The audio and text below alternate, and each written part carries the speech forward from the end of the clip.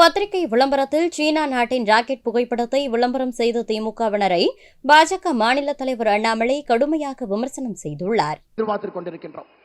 தமிழகத்தினுடைய திசை மாறி இருக்கிறது. ஒரு ஊழல் அரசு, குடும்ப ஆட்சி, தனக்கென்று வாழக்கூடிய முதலமைச்சர் இன்னைக்கு ஆட்சியில் இருக்கிறாங்க. ஐயா பாருங்க, தூத்துக்குடியிலிருந்து இங்க வந்திருக்கிறாங்க.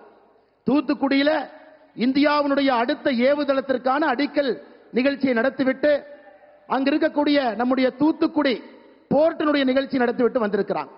நேற்று திருவனந்தபுரத்தில் விண்வெளி செல்லக்கூடிய 4 இந்தியர்களை அறிமுகப்படுத்திவிட்டு இங்கே வந்து அமர்ந்திருக்கின்றார்கள். எவ்வளவு பெரிய ஒரு வளர்ந்த பாரதத்திற்கு அடித்தளத்தை அமைத்துக் கொண்டிருக்காங்க பாருங்க.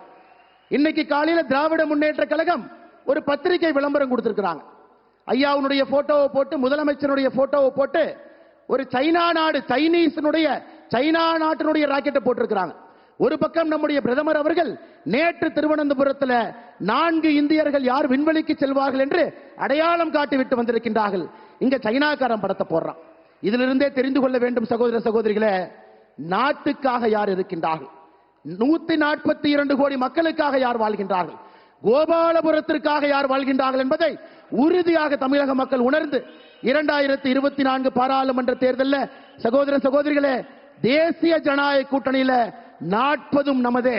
நம்முடைய பாரத பிரதமர் அவர்கள் 400 எம்பிக்களை தாண்டி அமரும் பொழுது தமிழகத்திலிருந்து இப்படிப்பட்ட மகான்கள் வாழ்ந்த பூமியில் இருந்து செந்நெல்லும் செந்தமிழுக்கும் சாட்சியாக இருக்கக்கூடிய திருநெல்வேலி மண், சுட்டி இருக்கக்கூடிய தேசிய மக்கள் அனைவருமே நம்முடைய பிரதமர் அவர்களுக்கு நீங்கள் மறுபடியும் ஆசீர்வாதம் கொடுத்து 3வது முறையாக ஆட்சி கட்டளை நீங்கள் அமர்த்துவீர்கள் என்கின்ற நம்பிக்கை முழுமையாக இருக்கிறது. அடுத்த 60 நாட்கள் நீங்கள் கடுமையாக உழைக்க வேண்டும். செய்திகளை உள்ளது உள்ளபடி தெரிந்து கொள்ள ரெஃப்ளெக்ட் நியூஸை சப்ஸ்கிரைப் பண்ணுங்க.